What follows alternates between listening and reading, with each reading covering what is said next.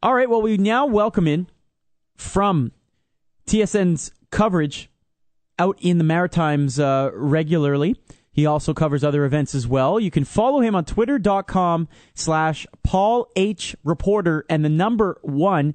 He's hosting SportsCenter on television today from 7 until 8 o'clock. It is Paul Hollingsworth. Hey, Paul, how you doing? Not bad. How are you? And thank you for having me on. By the way, if you want to follow Paul H. Reporter 1, get ready for some Expos trivia. I am hopelessly nostalgic about my favorite baseball teams. So I've decided, with regard to a variety of subjects, one of my key subjects every day or every 2 or 3 days, I try to put some note of Expos history or some memorable moment in time to keep an Expos conversation going. So if you want to have some fun on Twitter and follow some Expos news, I'm not your guy, I'm not the guy, but I'm one of the guys.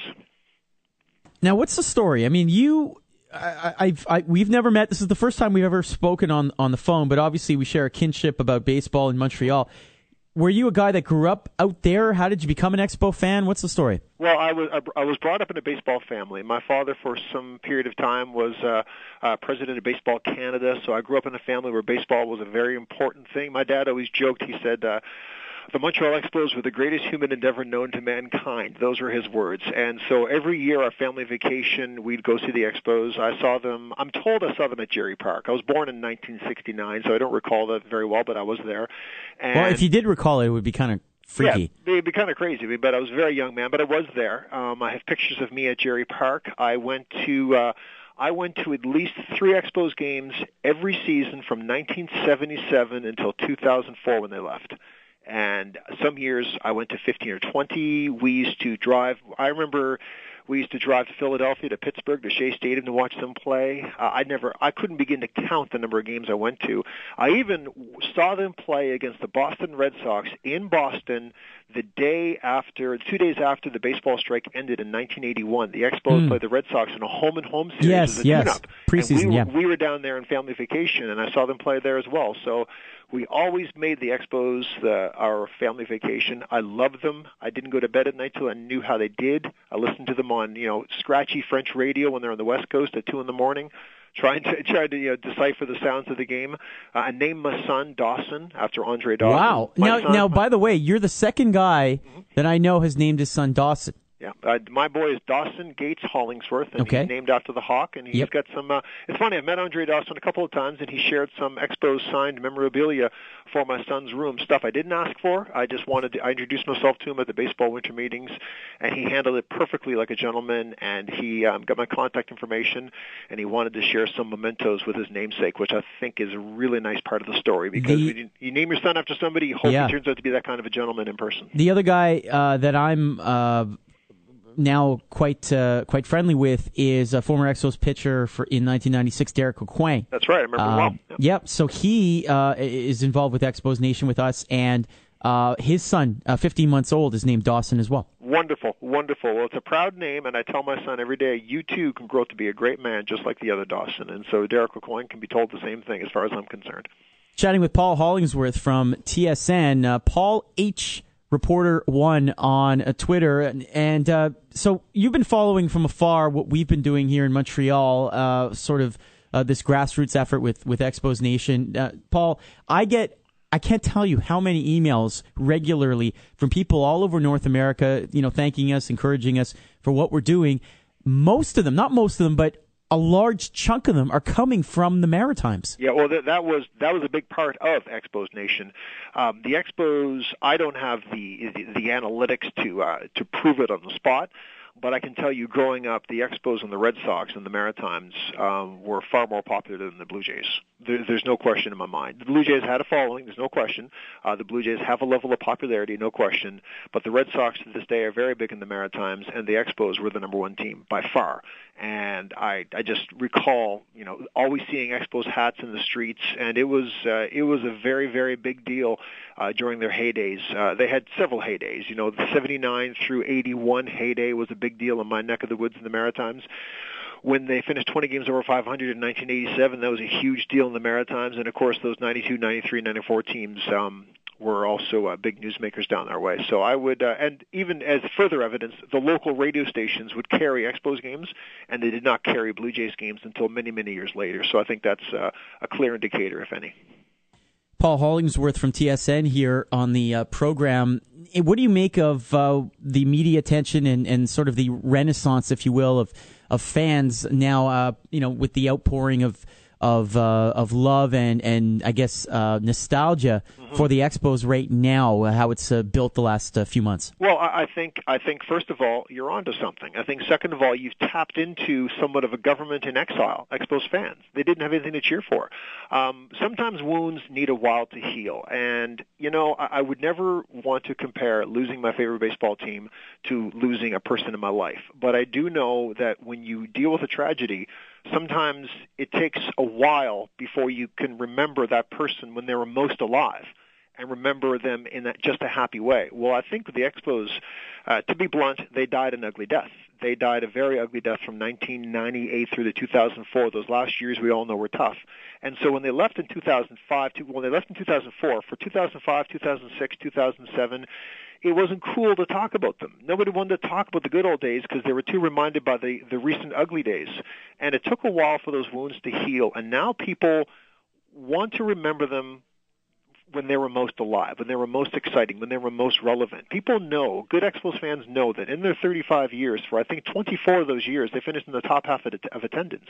They outdrew the Mets in the 90s. They outdrew the Yankees in the 70s. They outdrew the Phillies in the 90s.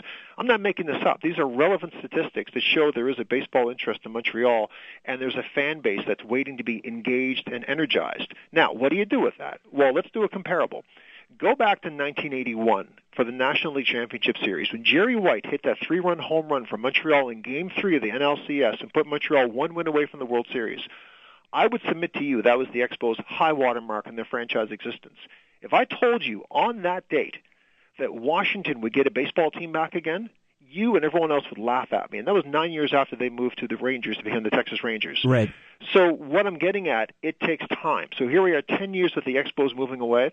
It takes time. You have to talk about it. You have to conceptualize it, generate interest. We know there's fan interest now. We know there's corporate interest. There are vibrations in the Montreal community of big-ticket corporate partners who are at least looking at it. We know there are urban planners who at least are considering conceptualizing a stadium project, which 9 years ago would have been absurd to talk about. And we know with this $400,000 initiative that's being done to study the marketplace, most people seem to think it's going to at least bring out some promising rewards when it comes to, some promising forecasts when it comes to the viability of the marketplace. So put all of those things together, it's momentum. And compare that to 1981 when it would have been ridiculous to talk about Washington getting a baseball team back. Well, they probably started talking about it 2 or 3 years after that. And then they drummed up their nostalgia. They started remembering people like Christy Mathewson and Frank Howard and missing what the Washington baseball tradition was. Walter Johnson. Absolutely, absolutely. It took those conversations to start the conversation. So what I get mad, Matthew, and you probably agree with me, I read people, it's never going to happen. You're wasting your time. Mm-hmm. Well, that's an absurd statement. It's not relevant now. Nobody, including me, is so Pollyannish that we're going to suggest the Expos are back in the next 2 or 3 years. Mm-hmm. But Anakin Slade said 2 weeks ago, I think on your show, I was listening, when it happens, it's going to happen quickly. And on that note, I think he's bang on and he's correct because we know there's a couple of franchises in Major League Baseball that probably don't belong where they are. We know there's at least 2 other franchises in Major League Baseball that wish they were stronger than what they are. We know there are 30 existing Major League markets in North America. And most people, even Bud Selig's people at the Major League Baseball office would suggest to you, if there's a 31st market, what city is that market? It's Montreal. Well, they're looking at a few, but to me, I don't think moving is an option. And I know they've said that expansion's not going to happen, but the bottom line is that there's 2 reasons why I think expansion will happen in the next few years. One is the fact that you have 15 teams in each league, and you have to play interleague every single day if you want all teams to play. And that, I think, is starting to really, people are starting to tire of it. And it's really watering down the whole reason of interleague. Nobody really cares anymore about the Orioles playing the Giants, for example, today, orange versus orange. But so I think that's one of the reasons you have to have 16 and 16. And the other reason to me is a few years ago, the average batting average of a team was, or rather of a player, was in the 260s. Today it's around 254. So pitchers are now ahead of the batters. And that's the number one complaint when you expand, is that there's not enough pitching to go around. And now that you have that, I think to me, it is, nearing the time where you can start to consider expansion, especially when people are talking about, obviously the Charlotte area, other markets as well, but certainly Montreal is in there as well. For sure. I would say, though, if you look at some of the markets people have talked about, if there's expansion, Las Vegas, Peoria, Illinois, Charlotte, I put a third team in the New York area, maybe in New Jersey. Well, with the exception of that third team in the New York area, I put Montreal ahead of those other markets when it comes to what it can accomplish. This is the city of the Montreal Canadiens. This isn't Chattanooga, Tennessee. This is a big league, world-class sports city. And I also resent the notion that people think Montreal should go minor league first before major league. I just so fundamentally disagree with that. Again, it's not Chattanooga. No disrespect to beautiful Chattanooga, Tennessee. It's a beautiful city, I'm sure. But Montreal is not a minor league city. It's a major league city. And I think it has to be done carefully. I think Expos Nation is off to a great start. I think Warren Cromartie has a great message. I think Anakin Slade and the messaging he's done has been brilliant. And I think now it's a matter of generating a corporate partner. I will say this, though. I don't want to pick over the bones of a franchise. So I don't like to speculate about Tampa Bay, say, moving to Montreal someday, because I didn't like it when Washington did it to us. It didn't feel very nice. I didn't think it was fair. I didn't like the conversation. But the reality is Tampa Bay has one of the best teams on the planet, and they're having a hard time drawing more than 15,000 people some nights. So Major League Baseball does have some hard questions to ask himself about that marketplace.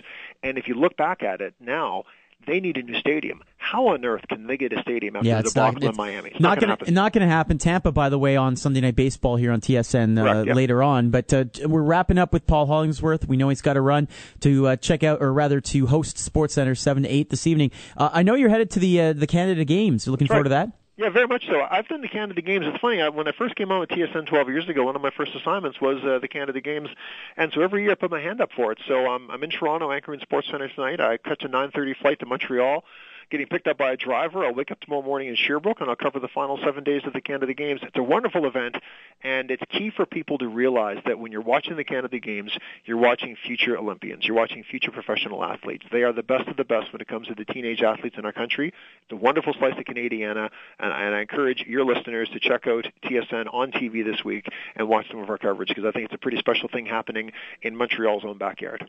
Paul, thank you so much for your time tonight and your passion, obviously, for baseball. Really appreciate it. Again, it's Paul H. Reporter 1 on Twitter, and you can check him out today at 7 o'clock on the network. Thanks so much, Paul. My pleasure. Thanks so much on this anniversary of the final day of 1994's baseball season. It's happy to talk about something nice and positive. I appreciate it. All right. All the best. Bye-bye.